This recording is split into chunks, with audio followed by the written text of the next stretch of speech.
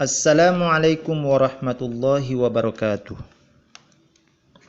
Bapak Ibu yang berbahagia, alhamdulillah kita bisa berjumpa kembali.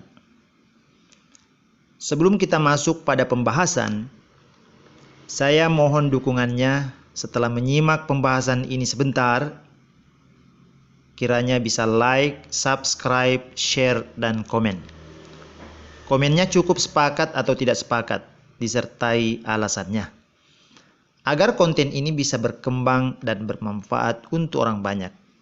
Dan sebelumnya saya ucapkan terima kasih. Sekarang kita masuk pada judul, yaitu landasan kerangka berpikir ilmiah lagi rasional. Tentu kita sepakat bahwa semua orang mau benar dan tidak mau salah. Pertanyaannya, apa yang dimaksud benar dan apa yang dimaksud salah? Benar adalah sesuainya ide dengan realitas. Sesuainya ide yang ada di dalam pikiran kita dengan realitas yang ada di luar pikiran kita. Sedangkan salah adalah tidak sesuainya ide dengan realitas, atau tidak sesuainya ide yang ada di dalam pikiran kita dengan realitas yang ada di luar pikiran kita. Contoh, ide kita tentang gunung batu itu adalah benar karena memiliki realitas. Tetapi ide kita tentang Superman itu adalah salah karena tidak memiliki realitas. Pertanyaannya, apa dasar kita menilai sesuatu kalau sesuatu itu benar atau salah? Dengan kata lain, apa landasan penilaian kita untuk menilai sesuatu bahwa sesuatu itu benarkah atau salah? Jawabannya adalah prima principia, yaitu prinsip niscaya lagi rasional. Sebelum saya terangkan prinsip ini, sebagai pengantar perlu kita ketahui bahwa pengetahuan itu jika dilihat dari mudahnya dan tidaknya terbagi dua, yaitu pengetahuan daruri dan pengetahuan nazari. Pengetahuan daruri adalah pengetahuan yang penilaiannya tidak membutuhkan tindakan berpikir karena mudah dan sangat jelas. Seperti kita menilai bahwa ada dan tidak ada itu tidak sama. Rumus segitiga dan rumus segi empat itu tidak sama.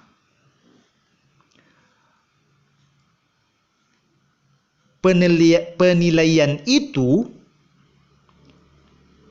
adalah penilaian yang sangat mudah dan sangat jelas. Tidak membutuhkan tindakan berpikir. Sedangkan pengetahuan nazari adalah pengetahuan yang membutuhkan tindakan berpikir. Seperti berapa luas segitiga dan berapa luas segi empat. Untuk menjawab pertanyaan berapa luas segitiga dan berapa luas segi empat, tentunya tidak semudah dengan pertanyaan yang pertama. Tetapi dia butuh tindakan berpikir. Pertanyaannya, apa itu berpikir? Berpikir adalah mengungkap kasus baru yang belum diketahui lewat pengetahuan sebelumnya yang sudah diketahui. Seperti menjawab luas segitiga. Maka akal berpikir yaitu melakukan tindakan mengingat pengetahuan sebelumnya tentang rumus segitiga, yaitu 1/2 alas kali tinggi. Lalu akal melakukan pencocokan kepada persoalan yang mau dipecahkan, bahwa rumus 1/2 alas kali tinggi itu cocok dipakai pada segitiga, bukan pada persegi 4.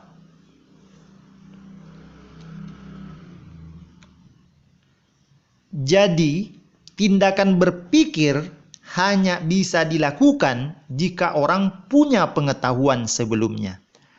Jika tidak memiliki pengetahuan sebelumnya, maka mustahil akan terjadi tindakan berpikir. Tetapi yang terjadi hanyalah menduga atau menghayal saja. Bapak Ibu yang berbahagia, sekarang kita masuk pada 4 prinsip niscaya lagi rasional. Prinsip ini adalah pengetahuan yang sifatnya intuitif, yang kebenarannya bersifat mutlak, niscaya lagi rasional. Yaitu, pertama, prinsip non-kontradiksi. Prinsip ini mengatakan sesuatu itu tidak sama dengan bukan sesuatu itu. Sesuatu itu tidak sama dengan bukan sesuatu itu. Contoh, ada tidak sama dengan tidak ada. Sebab tidak sama dengan akibat. Benar tidak sama dengan salah. Ada Tuhan tidak sama dengan tidak ada Tuhan. Prinsip ini kebenarannya bersifat mutlak, niscaya lagi rasional. Jika kita tidak mengukuhkan prinsip ini sebagai niscaya, berarti kita mau mengatakan bahwa benar dan salah itu sama. Dan itu adalah pernyataan yang tidak rasional. Yang kedua, prinsip keselarasan. Prinsip ini mengatakan sesuatu itu hanya sama dengan sesuatu itu sendiri. Sesuatu itu hanya sama dengan sesuatu itu sendiri. Contoh, ada hanya sama dengan ada itu sendiri. Sebab hanya sama dengan sebab itu sendiri. Benar hanya sama dengan benar itu sendiri. Prinsip ini bersifat niscaya lagi rasional. Jika kita tidak mengukuhkan prinsip ini sebagai prinsip yang bersifat niscaya atau pasti, berarti kita mau mengatakan bahwa benar bisa saja akan sama dengan salah. Ada Tuhan, bisa saja kita mengatakan sama dengan tidak ada Tuhan. Dan itu adalah pernyataan yang tidak rasional. Yang ketiga, prinsip ketakterbatasan. Prinsip ini mengatakan sesuatu itu tidak mungkin akan menjadi bukan sesuatu itu. sesuatu itu tidak mungkin akan menjadi bukan sesuatu itu. Contoh, Anda tidak mungkin akan menjadi bukan diri Anda. Benar tidak mungkin akan menjadi salah. Ada Tuhan tidak mungkin menjadi tidak ada Tuhan. Kalau Anda menemukan kebenaran akan menjadi salah, sesuatu yang sebelumnya dianggap benar kemudian terbukti setelahnya itu salah, itu bukan berarti benar berubah menjadi salah, tetapi memang dari dulu sudah salah, hanya dianggap benar karena ketidaktahuan manusia sebelumnya. Yang keempat, prinsip kausalitas. Prinsip ini mengatakan setiap akibat pasti punya sebab, atau setiap akibat butuh sebab agar bisa maujud. Contoh, panas pasti punya sebab, yaitu api. Basah pasti punya sebab, yaitu air. Jatuh pasti punya sebab, yaitu gravitasi. Prinsip ini kebenarannya bersifat mutlak. Jika prinsip ini tidak dikukuhkan sebagai niscaya, berarti bisa saja suatu akibat terjadi tanpa sebab. Jika akibat bisa terjadi tanpa sebab, maka bisa saja alam ini terjadi tanpa sebab. Berarti Tuhan belum tentu ada sebagai sebab. Kemudian bisa saja ada penyakit tanpa sebab. Kalau begitu tidak usah berobat. Karena orang berobat itu karena mau menghilangkan penyebabnya penyakit. Sehingga pernyataan ini tidak bisa diterima secara rasional. Bapak Ibu yang berbahagia, adapun hubungan dari 4 prinsip ini adalah: pertama, hubungan dari prinsip non-kontradiksi, yaitu akibat hanya sama dengan akibat itu sendiri, sebab hanya sama dengan sebab itu sendiri. Yang kedua, prinsip keselarasan, yaitu akibat tidak sama dengan sebabnya itu sendiri, sebabnya tidak sama dengan akibatnya itu sendiri. Prinsip ketakterbatasan. Yang ketiga, prinsip ketakterbatasan, yaitu akibat tidak mungkin akan menjadi sebabnya itu sendiri, sebab tidak mungkin akan menjadi akibatnya itu sendiri. Prinsip ini adalah merupakan prinsip keniscayaan, prinsip mutlak segala sesuatu. Sekiranya prinsip ini tidak mutlak kebenarannya, maka kita tidak bisa memberikan penilaian apapun kepada sesuatu. Karena terpahami bahwa benar dan salah itu sama. Sekiranya prinsip kausalitas tidak niscaya kebenarannya, berarti bisa saja akibat terjadi tanpa sebab. Kalau begitu, tidak mungkin ada penilaian tentang sebab terjadinya sesuatu. Dan kalau ini benar, maka runtuhlah seluruh bangunan ilmu pengetahuan. Bapak Ibu yang berbahagia, pertanyaan selanjutnya, bagaimana posisi ayat suci Al-Quran Jawabnya adalah ayat suci juga harus dipahami sebagai kebenaran mutlak, tetapi kebenarannya harus telah dibenarkan sebelumnya oleh prinsip niscaya lagi rasional. Contoh, Al-Quran itu diterima sebagai kebenaran karena tidak bertentangan dengan prinsip niscaya, di mana prinsip non-kontradiksi mengatakan bahwa sesuatu itu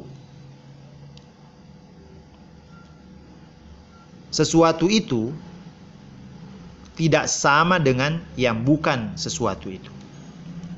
Artinya, prinsip ini mengatakan bahwa ayat Al-Quran hanya bisa disebut sebagai ayat suci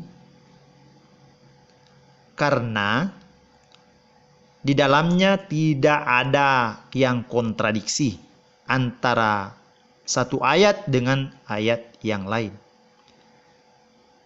Sehingga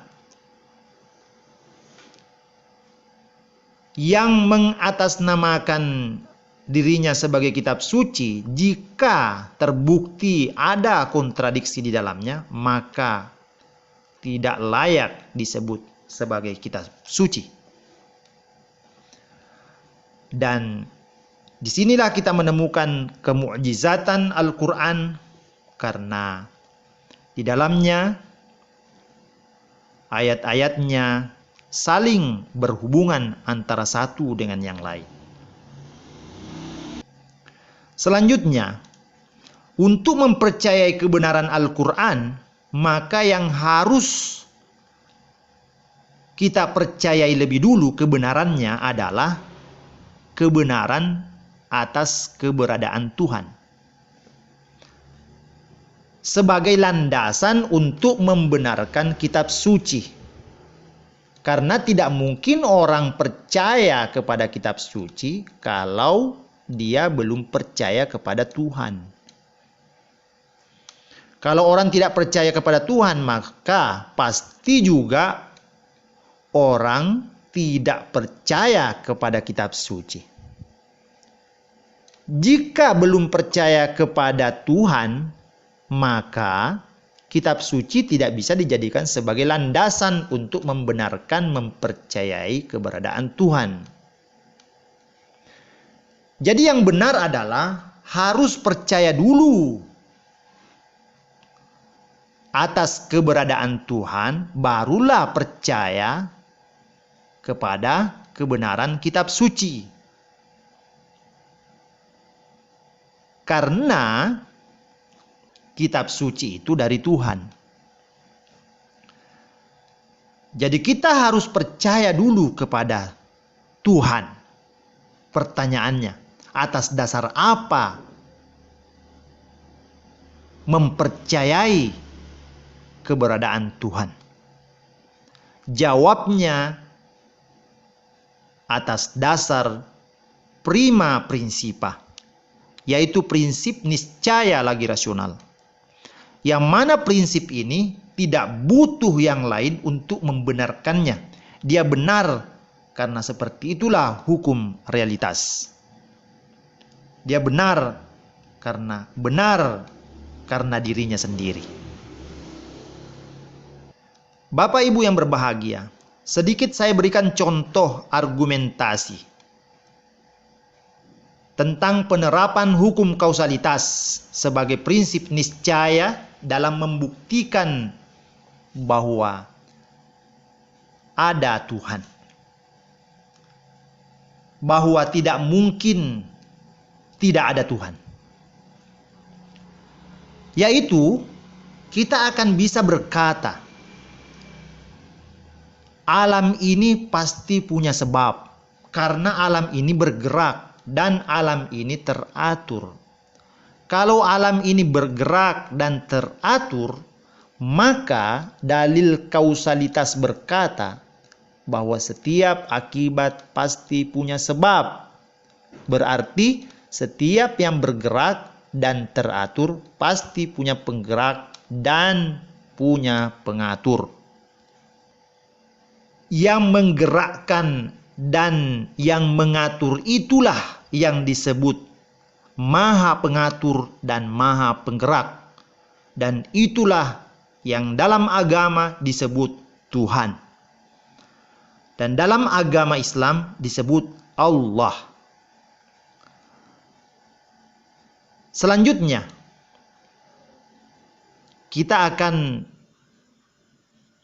mau membuktikan apakah Tuhan itu esa atau tidak. Cara menjawabnya adalah Tuhan itu disebut Tuhan karena Dia adalah Maha Sempurna. Tuhan hanya bisa disebut Maha Sempurna jika Dia tidak butuh kepada yang lain. Jadi kalau begitu, hanya Tuhan yang esa saja yang layak disebut Tuhan.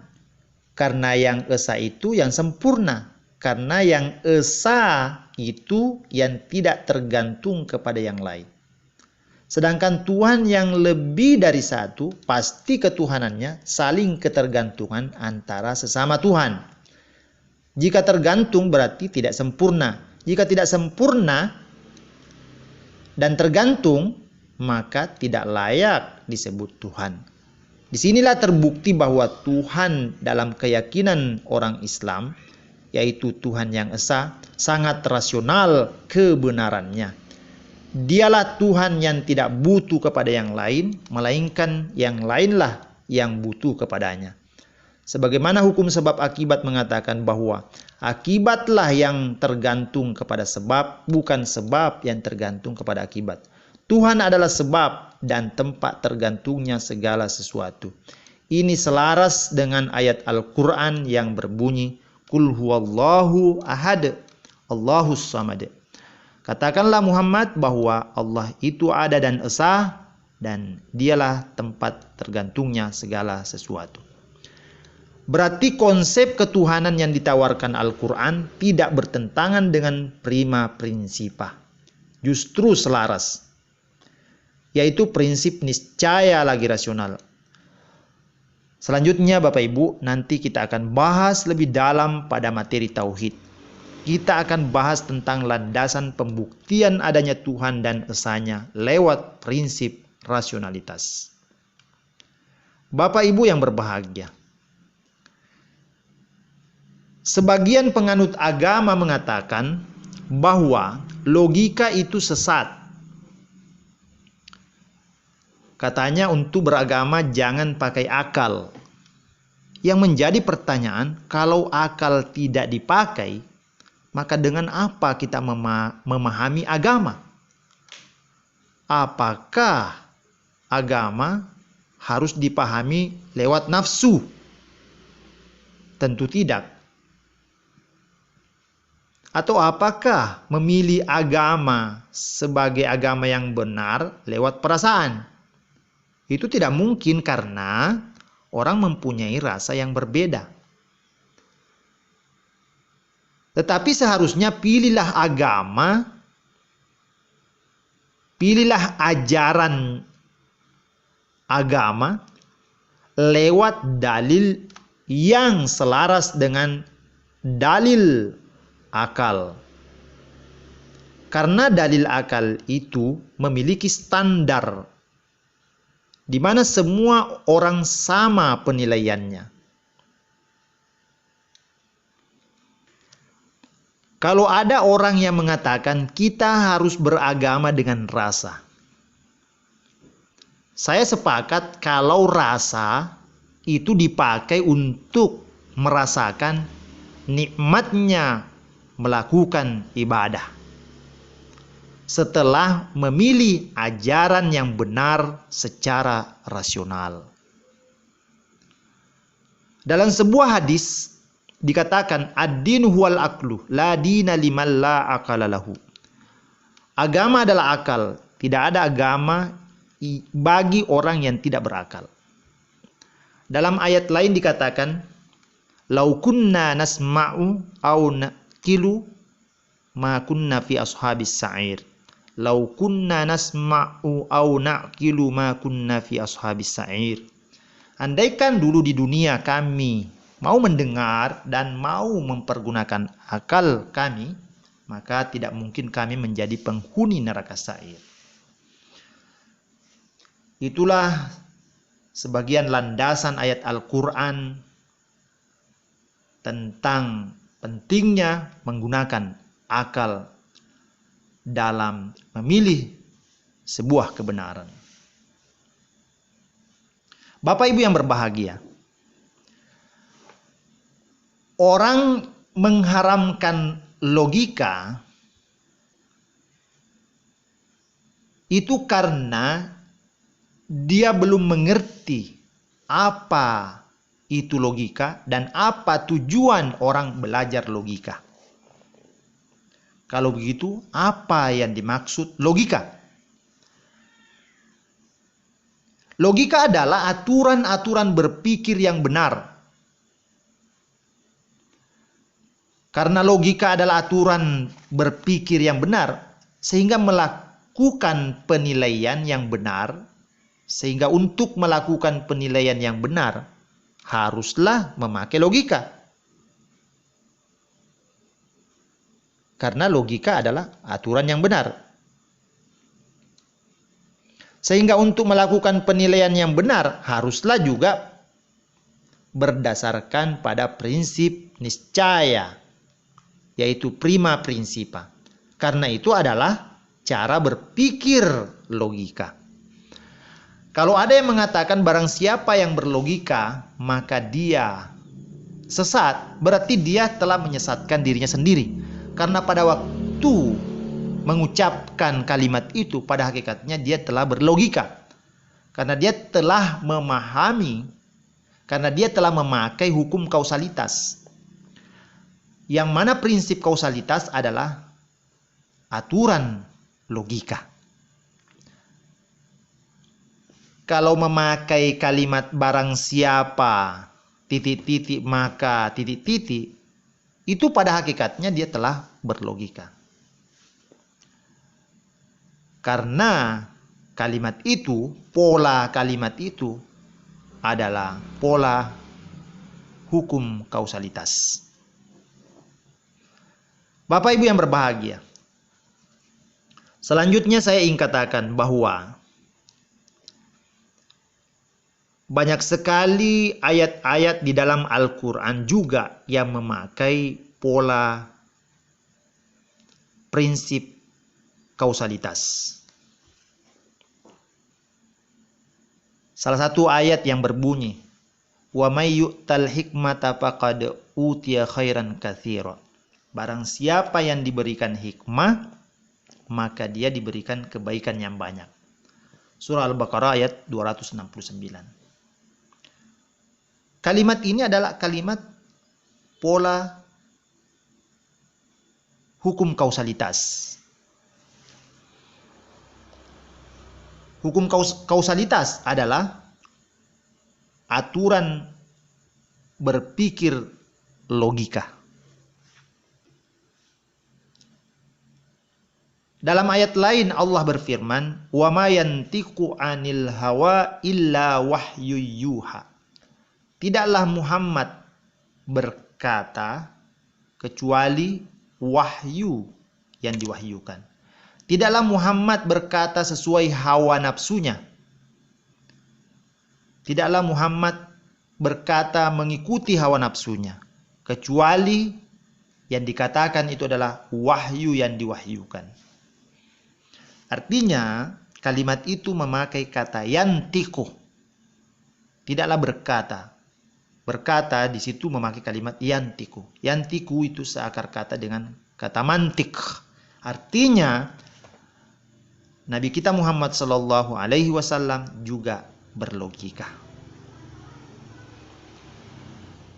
Bapak Ibu yang berbahagia, sampai disinilah pembahasan landasan kerangka berpikir ilmiah lagi rasional ini.